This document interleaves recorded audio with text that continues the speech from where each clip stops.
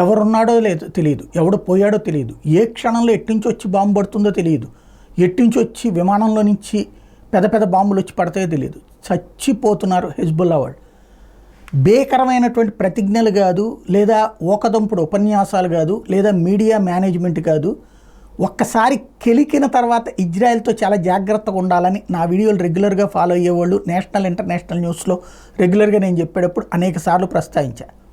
ఖచ్చితంగా ఇది చాలా ప్రమాదకరమైనటువంటి ఎత్తుగడలు వేయగలిగినటువంటి దేశం.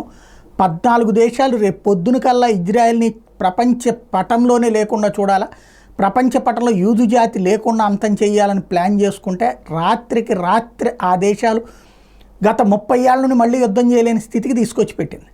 అది దాని సత్తా. ఆ రోజు నుండి ఈ రోజు వరకు శత్రు భీకరమైనటువంటి దేశంగా పేరున్నటువంటిది ఇజ్రాయెల్. కొడితే దిమ్మ తిరిగి మైండ్ బ్లాంక్ అవడం కాదు, అసలు కళ్ళు కనబడనటువంటి స్టేజ్కి తీసుకెళ్ళిపోయేటటువంటి దేశం. అది మరొకసారి నిరూపించింది. వరుసబెట్టి అంటే హెజ్బుల్లా ఆ మధ్యన ఏం చెప్పింది, ఇజ్రాయెల్ అంతం తమ పంతం అని చెప్పింది.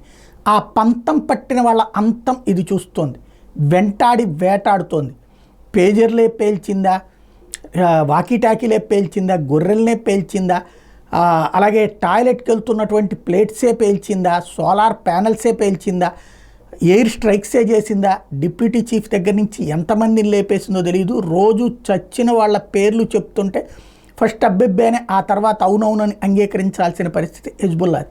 ఇజ్రాయెల్ కొడుతున్న దెబ్బలకి బెత్తరపోవడం అన్నట్టు హెజ్బుల్లా వంతవుతోంది.